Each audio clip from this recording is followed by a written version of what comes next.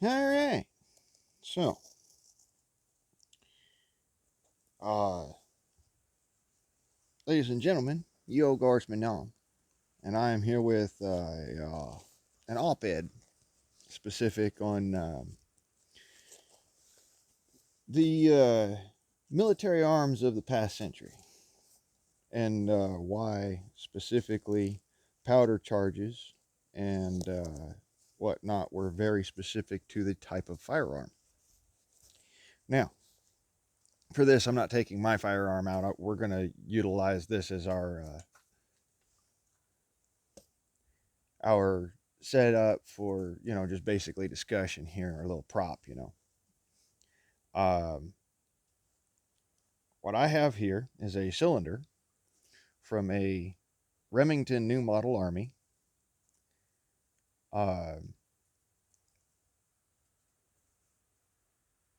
this from the Pieta remake, but anyways, it'll serve the purpose of what we're talking about here fairly well, and that is that with a .451 to .454 round ball, the standard charge for this cylinder would have been at a density specific of 1.75 to 1.98 grams per cubic centimeter.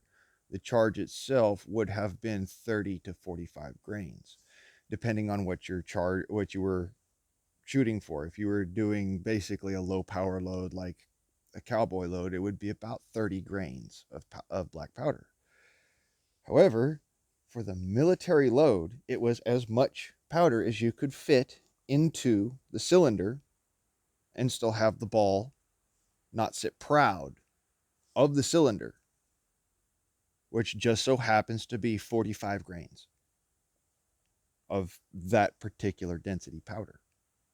Now, because my powder isn't that much, doesn't have the same density, I tend to have a little bit of a fluctuation difference.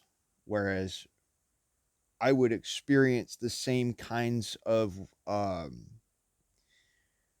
we'll say, projectile speed, powder, power, and, um, you know, energy on target sort of thing with 45 grains of my powder and about 55 to 60 grains of my powder because of the density difference. Now, that being said, um, the reason why I can say this about both the Colt Single Action Army and the Remington New Model Army, and also about Colt,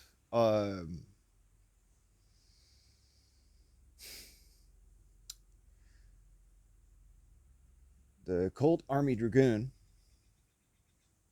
is because all of these six shooters utilized a very specific cartridge choice, or rather, charge choice, and that was a military charge. The military charge of the time was 55 grains of black powder. Or, sorry, 45 grains of black powder. It was 45 grains of black powder for pistol and 70 grains of powder for rifle. This is the time of muzzle loaders. You got to remember, you're using a black powder cap and ball cylinder. It is not a firearm. It is a antique muzzle loader.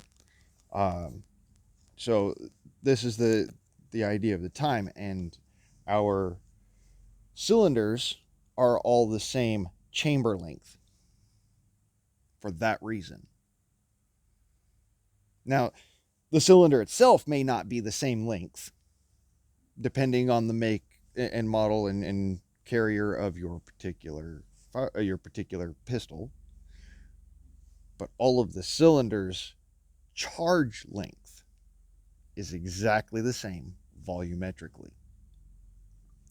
Now, this is why I'm saying that, that, and this pertains to a post that I just recently made about a comment on a feller's video where he was experiencing differences in the performance of his powder depending on grain weight and, charge weight.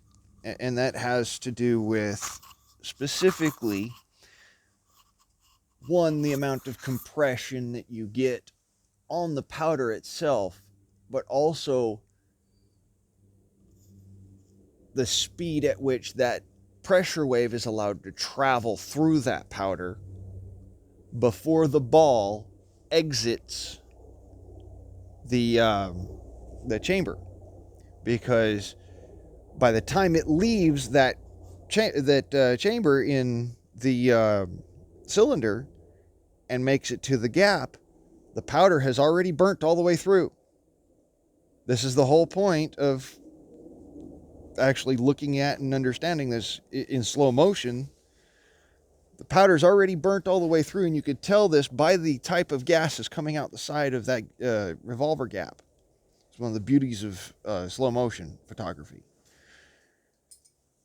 But you can tell this same difference. You can infer what would happen in slow motion photography by the difference in the performance of the powder downrange. And this is why I look at this and say, okay, well, I know that the powder is burning completely before it leaves the chamber mouth, or it's not burning completely before it leaves the chamber mouth, depending on the performance of the projectile. It's a big deal for me. I want to know that my projectile is going to do what I want it to do downrange. So this is why I load my pistol to the load that I do specifically. It's also according to the old school mathematic load that they used, which was it's black powder. Fill it to the top of the chamber mouth, set the ball on top, and compress it down. All right. And you do that. So if we're taking and inferring by weight standard, 45 grains, my powder would be equal to 30 grains of, say, like Swiss black powder. Okay. So at least in weight, like specific weight, that doesn't mean power. Let's remember, I do charge my pistol to 55 grains of powder. But the difference is that it doesn't like to perform under that. It just doesn't like to. And that's due to the amount of compression that I get in the powder because of how close it and how much pressure is placed right there at the percussion cap.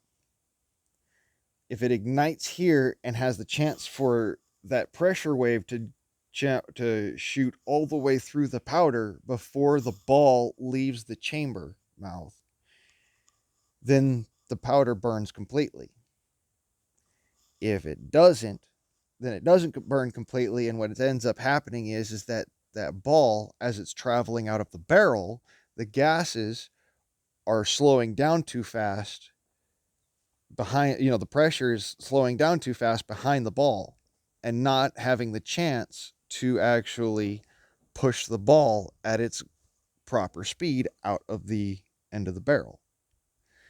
It's kind of like, slamming on the gas really fast and then stomping on the brakes. It's going to take a minute for your vehicle to slow down, but in the time that you're stomping on the brakes, it's slowing down really fast. Now, what you might see in a projectile, of course, would be a difference between, maybe 100 feet per second. But 100 feet per second is a big freaking deal when it comes down to downrange performance. You wouldn't think it until you're actually utilizing it that way. You have to understand that the arc of your bullet is how that's the difference in 100 feet per second is the difference in your trajectory. And a lot of people don't realize that. They think, oh, well, I'm just going to shoot this low power charge because it's easier on my hand, or, it's slightly more accurate when I'm shooting it. The difference that you're not realizing is the arc of the bullet. Whereas your bullet might travel up in that arc and come down in that arc in your 100 yards with a highly parabolic trajectory in that low charge and still hit damn near the same spot. What you're not realizing is that the arc of the bullet has changed so much that even though at 100 yards it's pretty damn on point, at 200 yards, the deflection has gone outside of the scope of being able to tell where the bullet's going to land. That's a big deal when you're shooting, like, say, antelope or something. That long distance shot that you've got to take, 150 to 200 yards. That's a long range with a black powder rifle, by the way. But at that range, the difference between, an inch in parabola at 50 yards can be 3 feet at 200 yards. And you don't realize this until you're actually shooting the gun and have that long range that you're shooting at. At a short range, it doesn't really matter that much. But for the effective point of what I'm saying here, so that you can extrapolate what I've extrapolated, I'm pointing out that at that longer range, the parabola change makes all the difference. It doesn't matter how much energy you put on target if you can't put your energy on the target. So the point is, I want to have that really flat parabola, that really flat shooting arc. So every time too, so that I'm not sitting there going, okay, well, this one arced, at this parabola, but this one arced at this flatter parabola, but then this one arced at this really freaking stupid parabola. And all three of them, mind you, are just, the only difference is in about 5 to 10 grains of powder. This is the big deal here. This is why I'm like, I don't like spilling powder. And so I charge my pistol with that military weight charge in order to get it to do what the designer of the firearm itself wanted it to be capable of doing specifically. From the measurements of that cylinder. That's how I do this. Now, you're going to get different, all sorts of different, end results if you're not utilizing the powder that the powder the way that the gun itself was designed to work. You have to have that specific compression in order to get it to burn fast enough to get all the way through it before the ball leaves the chamber mouth. And it doesn't matter how much powder you have in it, as long as it's compressed enough for it to burn all the way through. It's actually, funny enough, a pretty big deal. You wouldn't realize it until, you're sitting there and, you wrench on that freaking loading lever enough to bend the loading lever. The difference between proper compression of the powder and improper compression of the powder.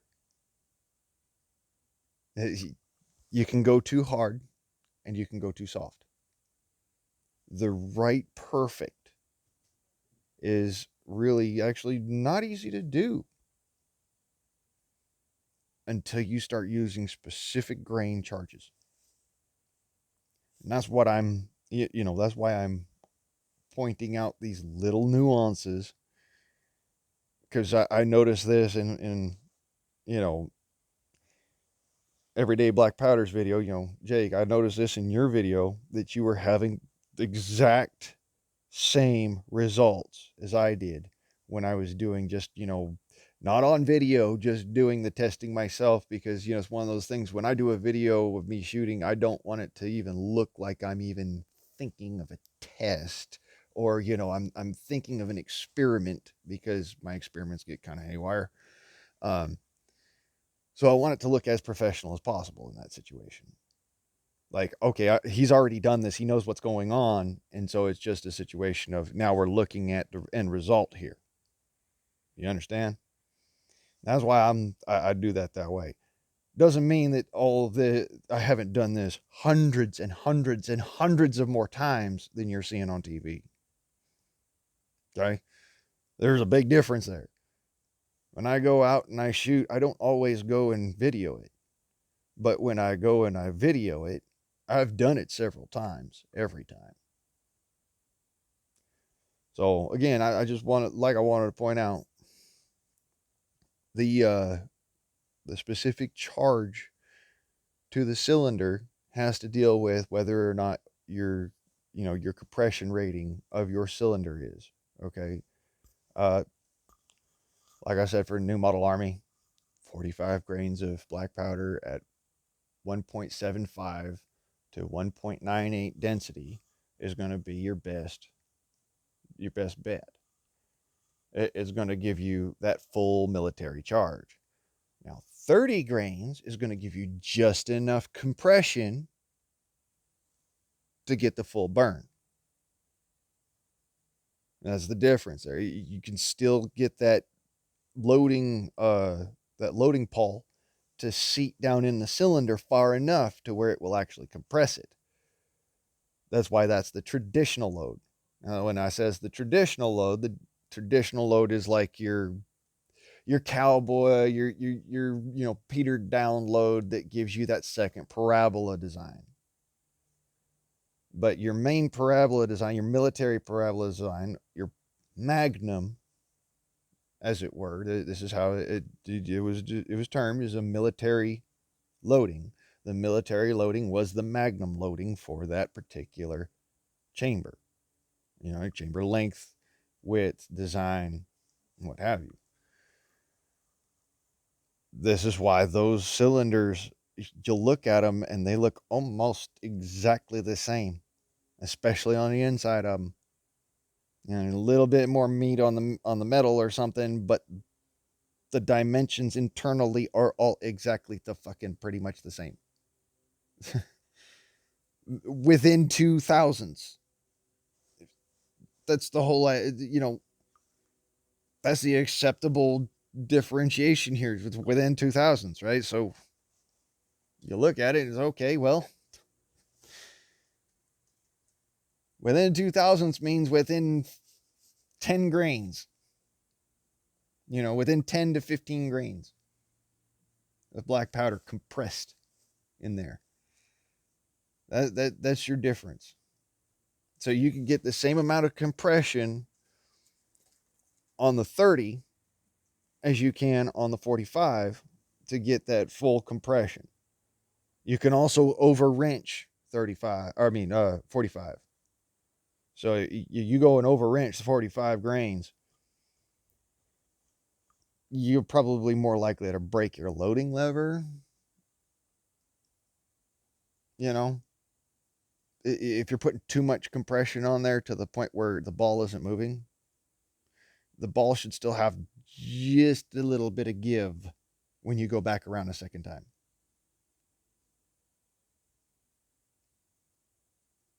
Just a little bit. You can kind of feel it just goes dink. That's all that you need. You don't even need to really wrench on it. You just get it compressed in there enough to where it feels tight. And this is why I'm talking about, compression of your powder. You get your charge to be a solid charge. And therefore, it actually acts like a charge instead of acting like a slower burning propellant. You want it to actually burn completely inside of the chamber. Because inside of the chamber is where all of your pressure builds that allows you to pressurize the barrel rather than pressurize, decompressurize before the ball has a chance to get out the barrel. And you can see an exaggerated way of this working with rocket candy. It's not necessarily safe for your gun. You shouldn't do it that way. I'm just saying you can see this difference because of the fact of what rocket candy leaves behind. The sooty garbage crud that gets stuck in there, and the fact that when you shoot that ball out, it doesn't have as much energy. It really doesn't. You don't want it to be a rocket coming out of there. You want it to be riding that wave of hot gases. And that's why it's so important that you get it to burn completely before it comes out the chamber. So, if you found this helpful, and if you didn't, well, motherfucker, go make your own damn video. Arrive Dirt Cheap. Yo Guardsman, I'm out.